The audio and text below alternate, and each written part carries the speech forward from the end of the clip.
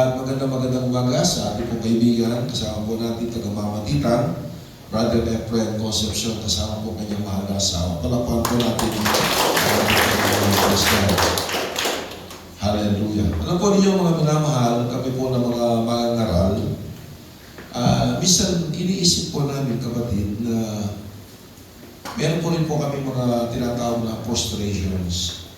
Kasi sa among pangangaral, parang minsan kapatid, yung mga iba, hindi naman po lahat, yung mga iba, parang hindi po sila nag-grow spiritually. Parang hindi po nila naintindihan kapatid yung mga pinapangaral po natin. Kasi kaya nasasabi ko to, mga minamahal na sila po ay nakadalo na, naglikod na sa Panginoon, umabot na po ng ilang mga buwan. Pagkatapos kapatid, nawawala sila sa gawain ng Panginoon, hindi po sila nagpapatuloy. Kaya minsan iniisip po namin na parang napuprostrate kami dahil kami po kasi ang nangangaral. Pero kapatid, nabuksan ko ang banal na kasulatan at ang versikulo ito, kung minamaral siya, nagbigay ng kasagutan doon po sa katanungan ko sa aking sarili bilang isang mangangaral ng mga salita ng Panginoon.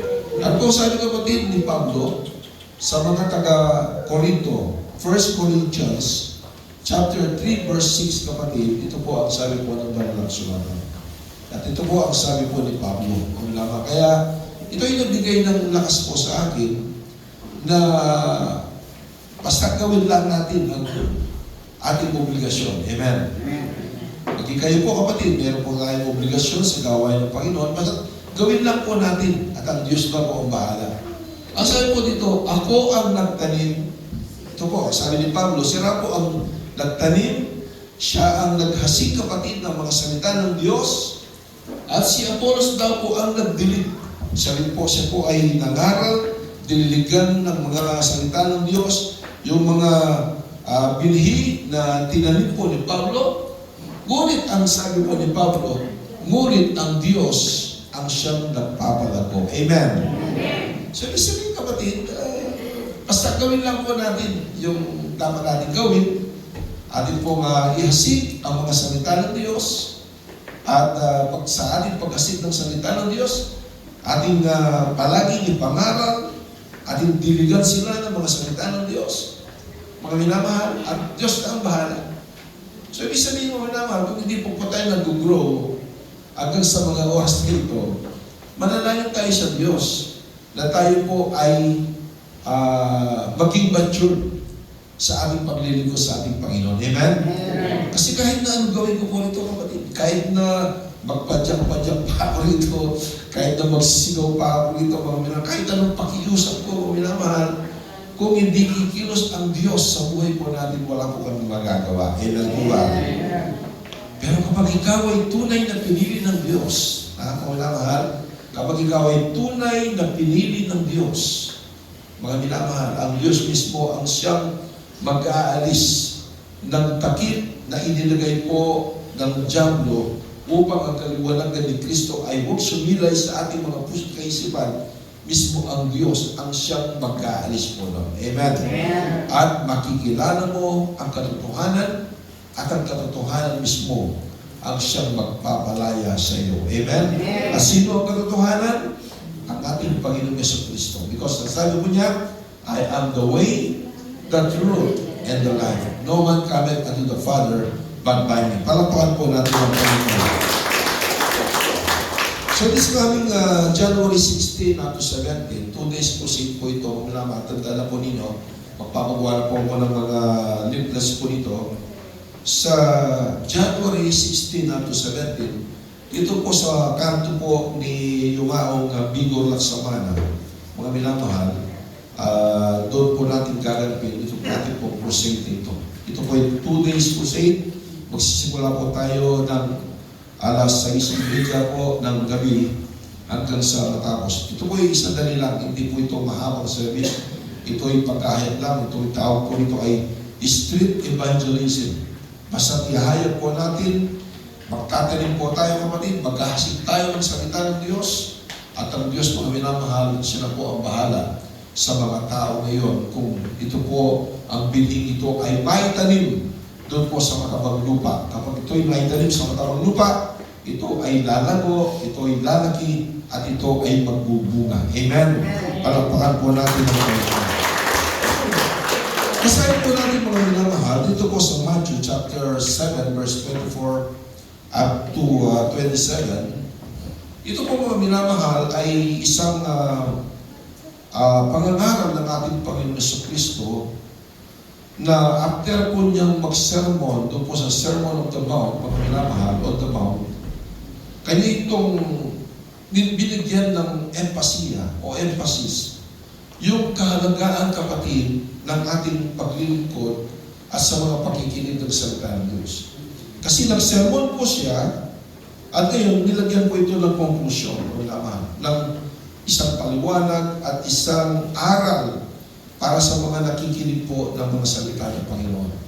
Atin po babasahin, kapatid, dito po sa Matthew 7:24, at sabi po dito, kaya't ang bawat dumirinig ng aking mga salita nito at ginaganap ay matutulad sa isang taong matalino. Sabihin po natin, taong matalino. Wise man o wise builder. Matutulad sa isang taong matalino na itinayo ang kanyang bahay sa ibabaw ng bato. At lumagpak ang ulan at bumaha at umihip ang mga hangin at hinampas ang bahay na iyon at hindi nabagsak sapagkat natatayo sa ibabaw ng bato. At ang bawat dumirinig ng ating mga salitang ito at hindi ginaganap, sabihin po natin hindi ginaganap. Ang mga salitang ito at hindi ginaganap ay matutulad sa isang taong mangmang. Sabihin po natin taong mangmang. Na itinayo ang kanyang bahay sa buhanginan at lumagpak ang ulan at bumaha at umihip ang mga hangin at hinampas ang bahay na iyon at nabagsak at kakilakilabot ang kanyang pagkabasa. Palakpakan po muna natin ang salita ng ating Panginoon. Mga minamahal kapatid, ang ating pong pag-aaralan sa umagang ito po ay binigyan ko ng pamagat, the wise builder, o isang matalinong tagapagtayo, kapatid. Dito po mga minamahal, kung ating pong susurihin ang mga salita ng Diyos na ating nabasa, meron po ritong dalawang builders, dalawang Kristiyano, o dalawang uri ng Kristiyano. Ganda po kasi ito, kapatid. Dalawang uri ng Kristiyano. Yung isa mga minamahal, siya po ay nakikinig ng salita ng Diyos at ito'y kanyang tinutupad. Yung isa naman mga minamahal, nakikinig din ng salita ng Diyos, pero hindi po tinutupad yung kanyang mga narinig. Mga minamahal. Kaya po kapatid, ang dalawang ito, sila po ay kapwa nakikinig ng salita ng Diyos. Pero sabi po mga minamahal, hallelujah, na ang dalawang ito, sila raw po ay pumupunta sa church, sila rin po ay kapwa nakikinig ng mga sermon, sila po mga minamahal ay nakaunawa ng katotohanan. Nalaman nila, narinig nila ang katotohanan, sila'y kapwa pumupunta sa church, sila'y kapwa sumasamba, sila po kapatid ay kapwa nandyan na nakaupo na nakikinig ng salita ng Diyos. Mga minamahal. But kapatid, hearing the word is not enough. Amen po ba? Na makikinig ka at papakinggan mo ang salita ng Diyos, ito ra po ay hindi po mga minamahal sapat. Hindi sapat. So ibig sabihin kapatid, napakahalaga na kapag ikaw ay nakinig ng salita ng Diyos, kinakailangan mayroon kang application. Merong itong implementation sa buhay mo. Amen po ba? Kaya po naman ang sabi po ni James chapter 1 verse 22, do not merely listen to word and so deceive yourselves. Do what it says. Basahin po natin mga minamahal. James chapter 1 verse 22 o Santiago, kapatid. Santiago. Malayo yung translation, no? Sa English, James. Sa Tagalog, Santiago. Dapat Jaime, no? Ang sabi po dito, tatapot maging tagatupad kayo ng salita. At huwag tagapaghinig lamang. Amen? Na inyong dinadaya ay inyong sarili. Kapag minamahal, nakikinig ka ng salita ng Diyos, pero walang pagtupad ng mga salita ng Diyos na ating narinig, mga minamahal, ito po ay hindi rin po kalugod-lugod sa harapan ng Diyos. Amen po ba? So gusto ng ating Panginoon na the moment na nakinig ka ng salita ng Diyos, the moment na narinig mo ang sermon ng Panginoon, kinakailangan ito ay mag-reflect sa buhay po natin bilang isang tunay na Kristiyanong binago ng ating Panginoong Jesucristo. Amen? Everybody say praise the Lord. At ang wise builder nito, mga minamahal, o yung matalinong tagapagtayo, kapatid, o yung matalinong isang Kristiyanong nakikinig, na wise, na matalino, ang ginagawa niya, mga minamahal, kapag siya'y nagtatayo ng isang bagay, ito ay nilalaliman niya. Malalim, kapatid, na pundasyon. Amen? Amen. Malalim, kapatid, para maging matatag po siya, malalim. Sa mga salita ng Diyos, kinakailangan laliman natin ang ating pagkaunawa sa mga salita ng Diyos. Amen? Amen. Hindi yung mababaw. Kasi kapag mababaw ang minamahal, walang matibay na pundasyon, ito ay madaling babagsak. Amen? Amen. At ito ay kinakailangan magkaroon ng tama o sapat na oras. Amen? Amen. Sa iyong pagtatayo, ano ang sapat na oras na ito, kapatid? Yung makikinig ka ng salita ng Diyos, yung sasamba ka para ikaw ay maging malago, maging mature Christian, kapatid. Kinakailangan maging malalim at maglaan ka ng oras, kapatid, at magkaroon ka ng effort. Maliwanag po mga minamahal na kinakailangan yung po mga wise builders, yung mga wise na Kristiyano, matatalinong Kristiyano, kinakailangan maging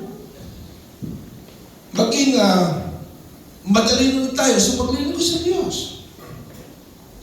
Hindi po yung narinig po natin ang salita ng Panginoon pumasok sa kanan, tenga, lalabas sa kanilang tenga.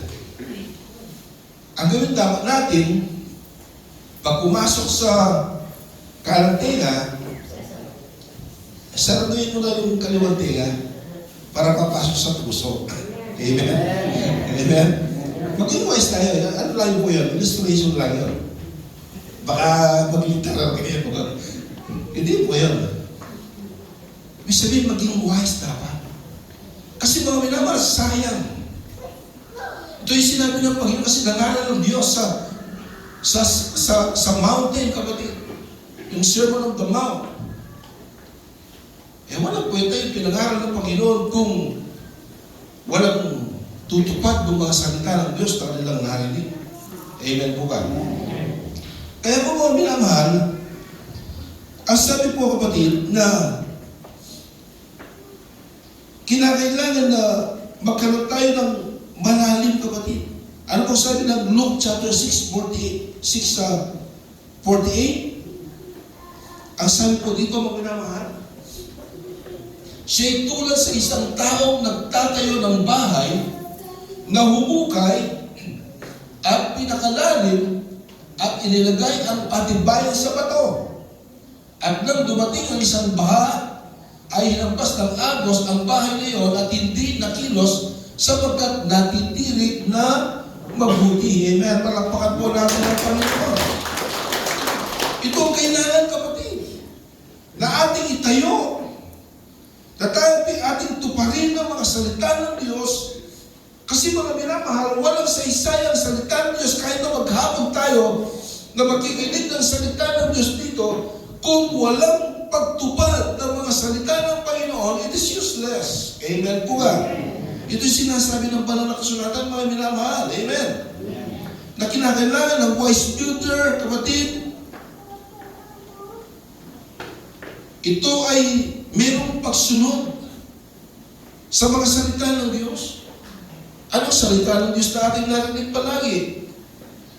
Na kinakailangan, mga minamahal, na tayo po'y umiwas na sa pagkakasala. Amen? Na tayo po'y gamitin ng Diyos sa paghayo. Amen? Pinaghahanap po natin, kapatid, yung tanong ni Cain sa ating Panginoon. Am I my brother's keeper? Sabi po niya. Kasi hinahanap po, kapatid, ng ating Panginoon yung kapatid ni Cain na si Abel. Dahil pinatay ni Cain si Abel. Ang sabi niya, nasaan ang iyong kapatid? Sumagot ito sa Cain, ang sabi niya, am I my brother's keeper? Ako ay tagapagbantay ng aking kapatid. Bakit mo tinatanong sa akin? Yes, kapatid. Tayo tagapagbantay ng ating mga kapatid. Atin po silang alalayan sa kanilang paglilingkod. Bakit? Ano bang saysay? Bakit tayo narito? Upang magpalakasan. Amen po ba? Totoo sabi ni Brother Roger kanina, yung kanyang pagtotoo, mga minamahal. Kapag ang isda, inalis mo sa tubig o sa dagat, ano mangyayari sa isda? Mabubuhay ba? Mamamatay? Mamamatay kasi mawawala na po, kapatid, hallelujah, ng oxygen, yung buhay po niya. O kagaya ng isang, kapag ikaw ay nagluluto, gumagamit ka ng panggatong, kapatid, yung kahoy. Hindi ba kapag dinagdagan mo yung kahoy mo, minamahal, ano ang nakikita mo sa apoy na yan kapag nagluluto ka? Ito'y naglalagablag. Amen po ba? Pero kahit na naglalagablag, mga minamahal, itong panggatong na ito, alisin mo yung isa. Alisin mo yung isa doon sa kalan. At ihiwalay mo yung isa. Ano po ang mangyayari doon sa hiniwalay mo? Mamamatay kahit na naglalagablag. Ano ibig sabihin nito? Sa mga Kristiyano, mga minamahal, napaka-importante po ng ating pong fellowship na ganito. Amen. Dahil dito po tayo lumalakas, dito po tayo nagpapalakasan sa isa't isa, mga minamahal, kung may patutukan na ginawa ng ating Panginoon sa iyong buhay, kapatid, kinakailangan mo yan ipatotoo. Ang sabi nga po ng Hebrews chapter 10 verse 25, kung ating mabasa, Brother Leon, ano po sabi po dito, kapatid? Na huwag natin pabayaan ang ating pagkakatipon. Ang pagkakatipon na sinasabi dito, itong fellowship na ito. Ito yung ating pagsamba, kapatid. Huwag na po natin pabayaan ang ating pagkakatipon na gaya ng ugali ng mga iba. Yung mga iba, gano'n ang ugali na pinapabayaan nila, mga minamahal, yung pagtitipon. Pero sabi po, mga minamahal ng author ng Hebrews, na huwag nating pabayaan ang ating pagkakatipon. Bakit po, mga minamahal? Ano po dapat natin gawin? At ano ang pribilehiyo? Ano ang benepisyo, kapatid? Bakit tayo nagtitipon po rito? Upang ano? Upang mag-aralan tayo sa isa't isa at lalo na kung inyong namamalas na nalalapit na ang araw. Amen. Palakpakan po natin ang Panginoon. Upang mag-aralan tayo sa isa't isa. Upang magpalakasan tayo sa isa't isa. Kaya meron po mga patutuo rito, kapatid. Amen. Yung patutuo, mga minamahal, ito ang bagay na ginawa ng Diyos sa buhay po natin. Kung paano tayo pinagpala, paano tayo binago ng Panginoon. Amen. Kung paano tayo pinagaling ng Diyos, ito po, the moment na nagpapatutuo ka, kapatid, tayo nag-aaralan sa mga kabutihan ng Diyos, lumalakas po tayo. Amen. Bilang isang Kristiyano. Amen? So ito palagi po natin sinasabi po rito, kapatid, na kinakailangan huwag natin pabayaan ang ating pagsamba, ang ating pagpapasalamat sa Panginoon. Dahil hindi naman po tayo naparito, sabi po nga po, na upang tayo maligtas. No. Tayo narito, kapatid, dahil tayo po iligtas iniligtas na. Amen. Iniligtas na po tayo ng Panginoon. Siya'y namatay na sa krus ng Kalbaryo. Ang sabi niya, it is finished. So, ibig sabihin, tinapos na ng ating Panginoong Jesucristo, kapatid. Ang gawin mo na lamang ngayon, yaman din lamang na tinawag tayong lahat ng ating Panginoong Jesucristo. Tayo naglingkod sa Kanya, mga minamahal, hallelujah. Ibigay mo na ng todo ang iyong pagpapasalamat, ang iyong pagsamba at pagpupuri sa ating Panginoon. Amen. Everybody say, praise the Lord. Hallelujah. Yan po mga minamahalang siyang bagay na dapat maging ugali po ng wise builder o isang matalinong tagapagtayo ng kanyang bahay. Amen. Amen. Kahit mga minamahal, kapag ikaw ay naging mangmang na tagapagtayo, ibig sabihin nun, nakikinig ka ng salita ng Diyos, pero hindi mo tinutupad ang mga narinig mong salita ng Diyos, hindi mo ginagawa ito, kapatid, ikaw ay tinaguriang isang mangmang na tagapagtayo ng bahay. Kapag ito, mga minamahal, ay nangyari sa isang Kristiyano, na kasama po natin dito, kapatid, siya po ay masyadong mahina dahil walang pundasyon. Dumating ang pagsubok, lagpak na agad, kapatid. Wala na agad, bagsak na agad. Dumating ang persecution, sasabihin lang sa iyo, ay, huwag ka na nga-attend dyan. Mga imbes na born again, mga borbole na. Diba? Gano'n ang mong sinasabi sa akin. Mga ano yan. Sabi, hindi po mga natupad at nagawa ng gusto ang religion mo, hindi po nga naayos ang pagiging katoliko mo, nagkahanap ka na ng iba. Diba? Gano'n? Mga minamahal, ito ay mga persecution. Kung wala kang matatag na pundasyon sa mga salita ng Diyos, ikaw, kapatid, ay madaling babagsak. Pero ang pundasyon po natin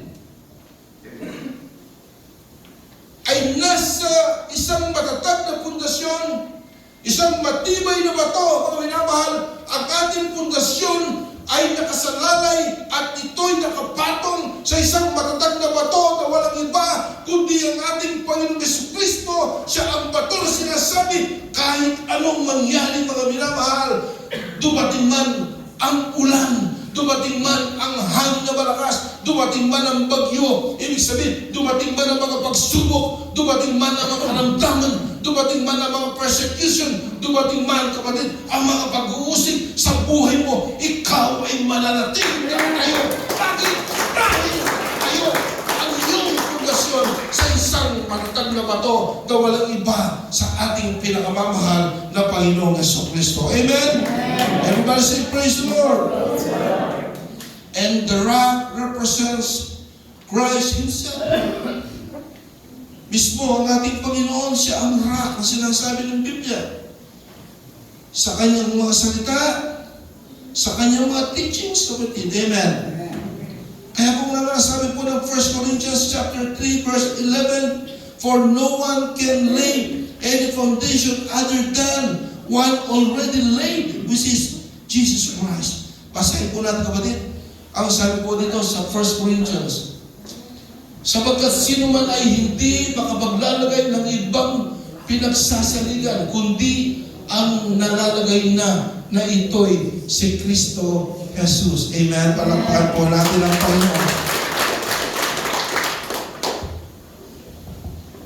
Ito, mga minamahal, ang dapat na mangyari sa atin.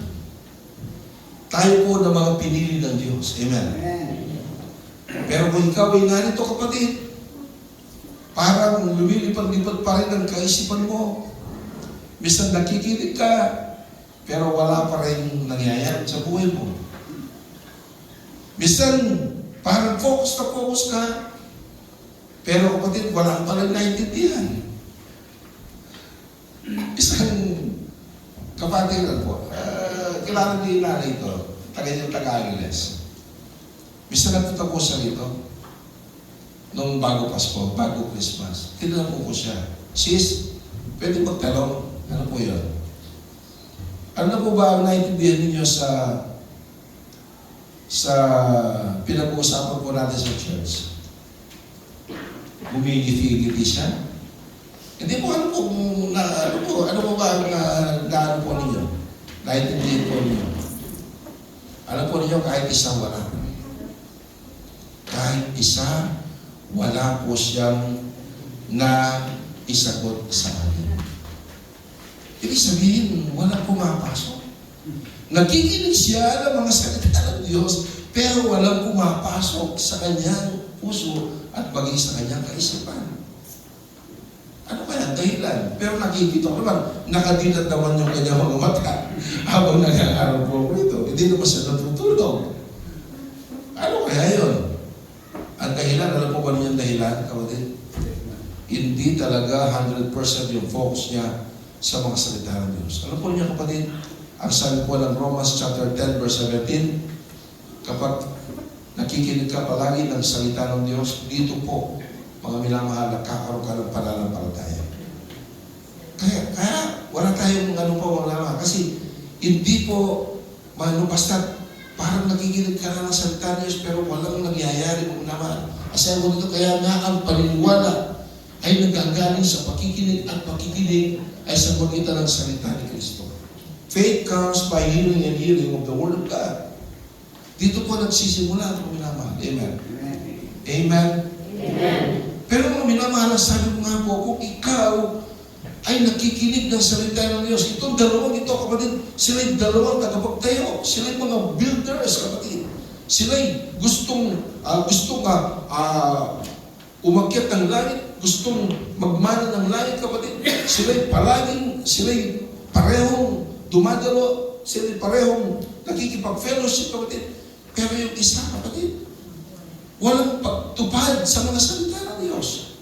At ito raw po, I'm sorry, pero ang Biblia lang sabi, sila raw po ay mga mangmang. Mangmang dahil sinasayang lang po nila yung oras po nila. Kapatid, nandito na po tayo, ibigay mo na ng todo ang iyong sarili, ang iyong focus sa pakikinig at pagtupad ng mga salita ng ating Panginoong Jesucristo. Amen? Amen. Praise the Lord. At kapag ikaw ay palagi nakikinig ng salita ng Diyos, mga minamahal, ewan ko kung nakikinig kayo. Amen. Alam po ninyo, umabot na po ng 3 months yung ina-upload ni Brother yon. Dalawa lang po yung nag-live. Si Brother Roger, at saka yung isa. O minamahal, nakakalungkot po yun. Sino po yung may cellphone dyan magsabi, praise the Lord? Sino po yung mga may grupong Facebook dyan magsabi, Amen? Pero hindi po ninyo ma-share. Hindi po ninyo ma-highlight. Amen? Amen? Kahit na mga minamahal ako po, yung pangarap ni Brother yon, bago matulog kapatid, pinapakinggan ko po yun. Habang ako'y nagbibiyahe mo, minamahal, nakikinig ako. Mismo ako yung nagbibless, pinapakinggan ko pa yung sarili ko, kapatid. Kasi mga minamahal, yung pangarap po namin, kapatid, ito po ay parang din sa amin yun. Amen po ba? Baka sinasabihin po, baka sabi po niyo na parang pinapatawa ako. Hindi po. Ang salita ng Diyos ay para sa lahat. Ito general. Amen? Tingnan po niya kapatid, yung nakaturo. Ilan po yung nakaturo po sa inyo? Ilan? Dalawa. O yun yung nakaturo sa akin? Tatlo.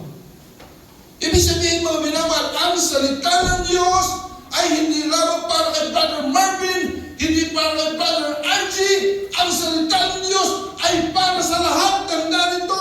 At ang pakikinig mo ng salita ng Diyos, hindi lang mo manatili sa pakikinig ng salita ng Diyos. Pagkus, ang kinakailangan at importante ay ang pagtupad mo ng iyong napakinggan ng mga salita ng aking Panginoong Jesucristo.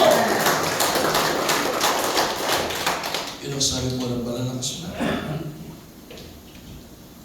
po minamahal, salamat sa Diyos at nakikita ko naman na nagiging mature po tayo. Iilan lang po yung sinabi ko. Kasi bakit? Nakikita ko po kapatid na nag-grow po kayo. Imagine, naka 2 years na po tayo. More than 2 years actually. Pero nananatili po kayo dyan. Ibig sabihin, pinapalago kayo ng ating Panginoon. Pinapalago po tayo. Salamat sa Panginoon. Masabi ko ang Mr. Kinabrada yun. Yun, hindi ba napapasin? May mga regular tayong mga attendees. May mga regular. Kung sinabing regular, ito'y consistent. Every Sunday, nandito po sila, kapatid. Salamat sa Panginoon. At kayo po, kapatid, na mga nagmamature na bilang isang Kristiyano, gagamitin din po tayo ng ating Panginoon. Amen.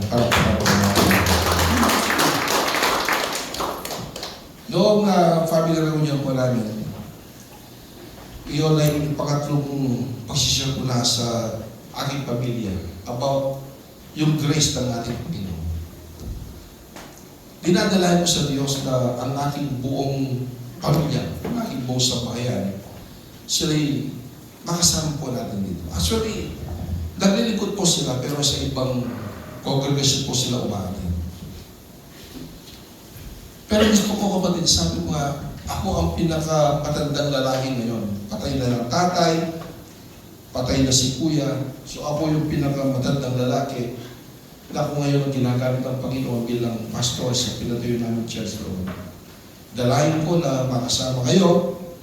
Dalayan ko sa Panginoon at hindi ako susuko sa panalangin sa Panginoon na hindi kayo makasama.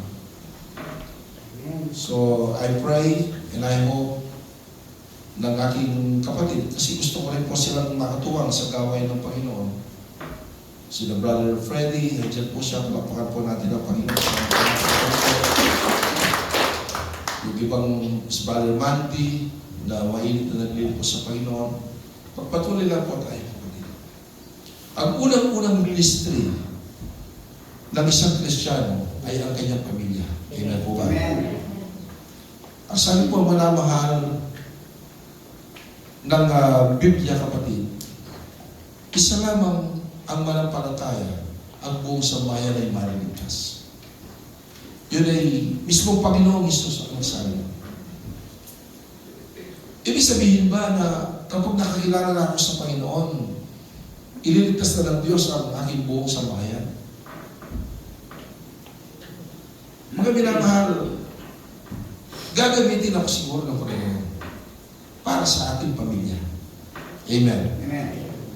Kasi kung minamahal, hindi naman po pwedeng kapag rapture na o minamahal, pag lumilipad na po tayo, biglang tatalon yung isang kapatid mo sa laman at hihilayin yung paa mo para makakyat ng langit. Hindi mo pwede yun. Mga minamahal, yung mga chosen, yung mga pinili ng Panginoon, sila po ang siyang kukunin ng ating Panginoon. Amen. Sa Biblia, mga minamahal, dalawa po ang sinasabi ng Revelation. Yung Book of Life and Book of Deeds. Yung mga gawa, kapatid, yung libro, yun ay mabubuksan, yung mga ginawa. At yung Book of Life, kapatid, yung aklat ng buhay, kung saan nakatala, yung mga pinili ng Diyos. Mga naglingkod sa Kanya. Yung mga tao, kapatid, na umaasa sa kanilang mga gawang mabubuti, doon sila titimbangin, kapatid. Kung umaasa ka at naniniwala ka na by works ang kaligtasan, kailangan huwag kang magmimintis sa isang utos. Nag-research po ako, ako'y nagkamali. Akala ko more than 400 laws lang o batas doon sa Old Testament. Ni-research po, kapatid. Alam po niyo kung ilang batas Doon po sa ilalim po ng Old Testament, 613 laws o batas. Ang sabi ng Biblia, isa lamang po ang hindi mo magawa roon, kapatid. You are guilty of all. So kinakailangan gawin mo yung 613 na yon upang maligtas ka. Pero mga minamahal, ang sabi ng Biblia, walang nakagawa ng kautusan at walang nakatupad ni isa. Lahat ay nagkasala. Kaya ang ginawa ng ating Panginoon Jesucristo, siya'y nagkataong tao upang tuparin ang kautusan na hindi natin natupad. Amen? Amen. Ang gawin lang po natin ngayon ay ang sumampalataya tayo sa ating Panginoon Jesucristo doon sa finished works po niya. Doon po sa tapos na ginawa ng ating Panginoon. Anong ginawa ng Diyos? Siya'y nagkataong tao, siya'y namatay sa krus ng Kalbaryo, sumampalataya ka doon sa ginawang yon ng ating Panginoon. Amen? Amen. At doon tayo magkakaroon ng kaligtasan. Hindi sa ating mga mabubuting gawa, yung mga mabubuting gawa natin na ginagawa, ito po mga minamahal, ay bunga lamang po ng ating paglilingkod sa Diyos at bunga lang po yon ng Santong Espiritu na nasa puso po natin na iniwan ng ating Panginoon. Amen? Palakpakan po natin ang ating Panginoon. Nakukuha mo minamahal ang ating pinag-aaralan? Lahat po na nakaunawa magsabing praise the Lord. Kasi mga minamahal, hindi po talaga naunawaan yung iba. Ang dami po, tinanong ko sila. Wala pa rin naunawaan. Palagi pinapag-aaral, brother yung kapatid, yung predestination, mga minamahal, yung patungkol sa grace ng ating Panginoon. Ganon din po ako, pero wala pa rin naunawaan. Alam po niyo mga minamahal, sayang po. Sayang, Brother Roger, no? Nagsundo po kayo doon sa Tabon. Pero next week na lang po daw sila. Next week na Sunday. Meron po silang mahalaga raw pinuntahan kaya hindi po sila nakadalo.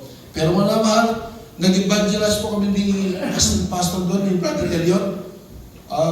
Mga may 50 siguro kayo doon, no? Ako yung nag-survey. Bago ko nangaral, kapatid. Ako yung nag-survey.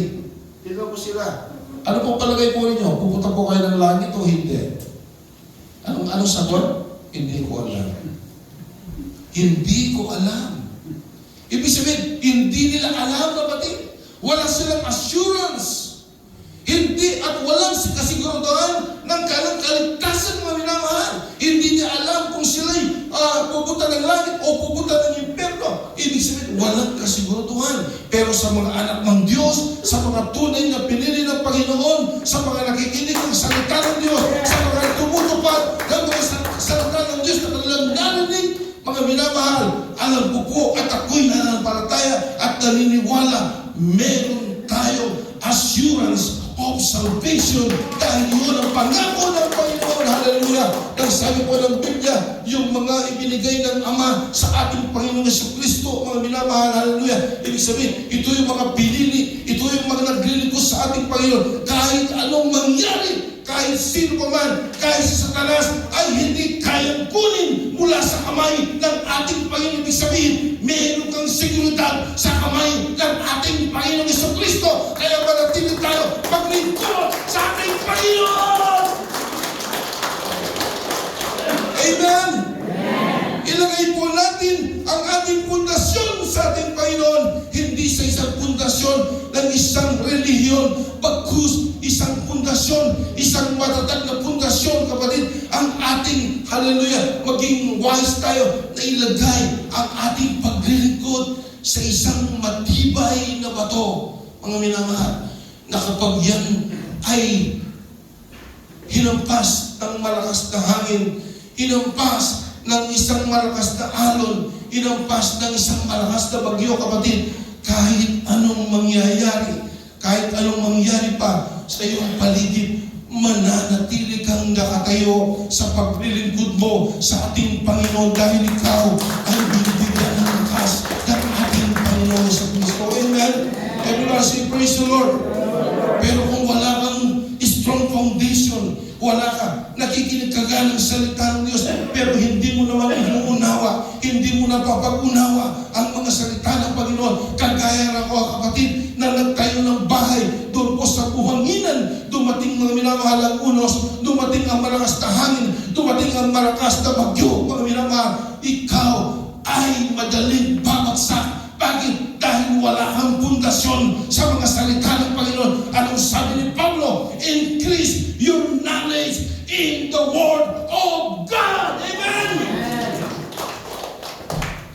Dagdagan mo, kapatid. Laliman mo ang iyong pagkaunawa sa mga salita ng Diyos. Sino po tumanggap po ng aginado po dyan nung last New Year o Christmas, magsabing Amen? Sino po ang nakabili na po ng Bible dyan, magsabing Amen? Wala. Pero ba? Ano po niyo? Okay. Nagpabili ko ng Bible. Ito ay personal ko. Sabi ko, kahit na kada buwan lang, or twice a month, magpapa-order ako ng Brother Elion para magkaroon kayo ng Bible. Alam mo niyo, magkano alaga lang ng Bible yung New Testament? 150 lang. 150. Eh ngayon, lumapit na yung Jollibee dyan, eh kumain ka ng 2-piece chicken, may 200 na yun. After 5 hours, lumabas na sa quick mo, wala na. Amen po ba? Bakit na? Isakripiso mo na yung Jollibee, yung Chicken Joy. Bili tayo ng Bible. Pero nagpa-order na ako ng 10 muna. At yung kung walang talaga pabili, bibigyan ko po kayo ng Bible. Para yung pinag-aaral po natin ito, mabasa po ninyo sa inyong pamahay at mag-grow kayo spiritually. Amen? Para po natin ang Panginoon. Wala ba yun? Wala ba yun? Oh, nandito na pala. Pero kung last Sunday na lang, kapatid, ipamibigay ko na po yun. Yung first 10 na Bible. Worth 1,500 na yun. So, the following, mga every 2 weeks, magpapa-order ako hanggang sa magkaroon kayo ng Bible lahat. Mga minamahal. Kasi, ito yung importante sa amin, yung kaligtasan po natin. Amen? Yung pagkaulawa po natin sa mga kasalanan sa Diyos. Actually, ligtas na po tayo. Ibig sabihin mo naman, the moment na binabasa mo ang salita ng Diyos, nakikipag-ugnayan ka sa Diyos dahil ang Diyos, ang salita ay Diyos. Amen? Amen po ba? Kasi hindi mo naman nakakausap ang Panginoon ngayon eh. Hindi ka gaya ng mga unang panahon, mga propeta, kinakausap ang Panginoon. Pero ngayon hindi. So meron na po tayong Bible. The moment na binabasa mo ang Bible, nakikipag-usap at nakikipag-ugnayan ka sa ating Panginoon. Amen? Dapat natin tumayo ang minamahal at tumawid po tayo sa Panginoon. Praise God. Hallelujah. Ating pong gawitin mo minamahal kapag ang Diyos ang umibig. Praise God. Hallelujah. Hallelujah.